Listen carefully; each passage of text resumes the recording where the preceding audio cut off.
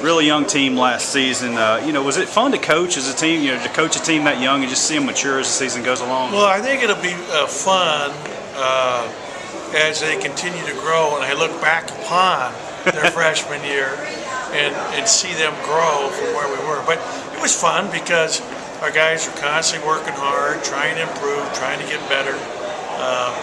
We have, I think, some talented young guys. It's the youngest group I've ever coached, as I mentioned before, and it was really a great experience when you consider all the adversity we went through, and yet our guys stayed positive all the way through it. And I was just thinking today on my way here, Q hurts his wrist. We were the youngest team in the country out of 352 schools. If he couldn't have played the rest of the year, we might have been the youngest team in the history of basketball because he played a lot of minutes for us, as it turned out. But overall, yeah, it was fun. What I do for a living is fun compared to what most people get to do, and I feel very blessed. You're really competitive with some of the top teams in the league this year. Didn't come out on top in a lot of those games, but really close and competitive with such a young team. Was that encouraging to you as a coach? I think it was especially encouraging when we got to the end of the year. We saw South Carolina in the Final Four. We played them very tough in both games, at home and at South Carolina. And we're right there. We had a lead with 5 minutes to go at home. We had a lead with an open 3 to go up 5 with about 3.5, 4 minutes to go at South Carolina. We obviously won at Arkansas, and I thought Arkansas played really good in the tournament and actually had a great shot to beat Carolina, the eventual national champion.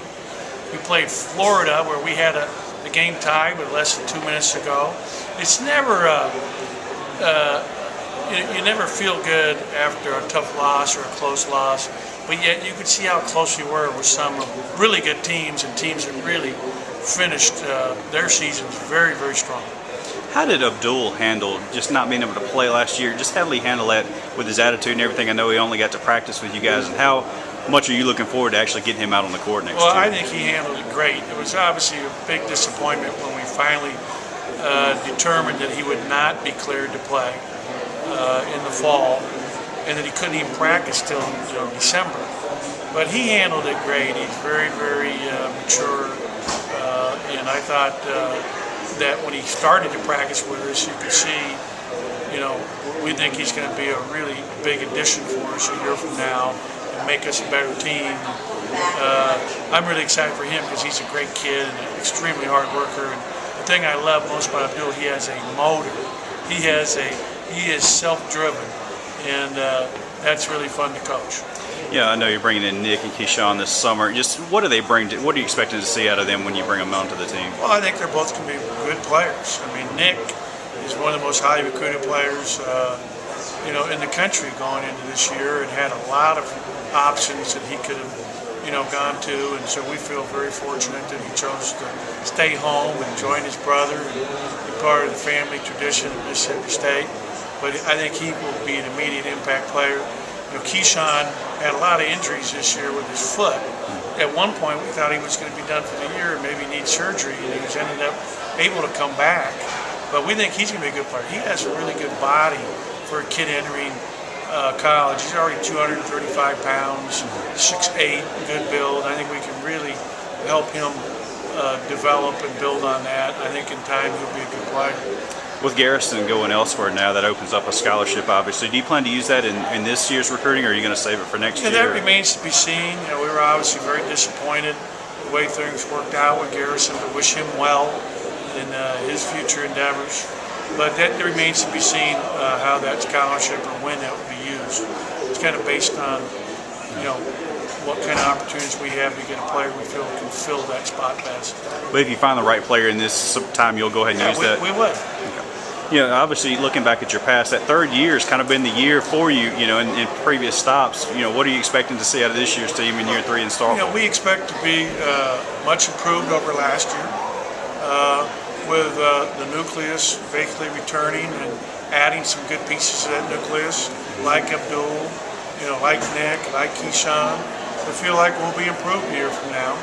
And, I think the toughest year for any player is typically their freshman year, because everything's new, the whole level is new, the level of conditioning, the level of intensity, the quality of the competition.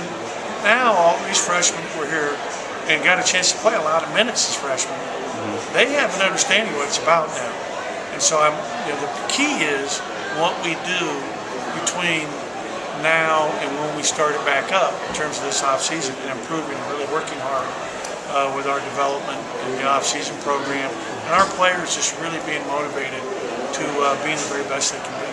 Well, I know, it was a big culture shock probably when you moved from California to Starkville, and in your third year living in Starkville, I know you and your wife seem like y'all have really adapted to that community and built a house. So, just talk about your impressions of Starkville now that you've lived here for a couple of years. Kim and I really enjoy living in Starkville. I'm really happy that my wife has really fallen in love with the people, and I think a big part of that is our church.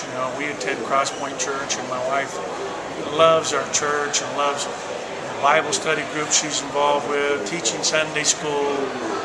Obviously, it's a special place in that respect. When it's such a great environment.